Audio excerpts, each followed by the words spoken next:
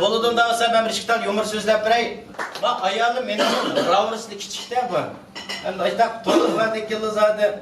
Anca üç oyunda da kuruyor. Gepimiz ötkeşke kadar küçük otun aldık için sen vay ya goldap ketip bakan. Açlık yaptı evet anca çakçaklaşımız.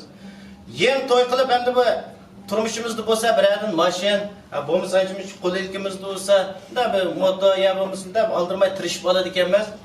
Bu uydikiler ulaşta uy tutupla o maşin degenim yok. Olcada bir ağayın bana işi olup gelip ada işte deme desem bugün meslekçim hikas oynap verdim etlikке bir maşinni ip kirip ayrılışlarım katnaşkan bolsa dedi. Nereden tapamada bir ağayla bir telefon kılsam ay adaş maşinni çoğla aydap çıkıp ketdik dedi.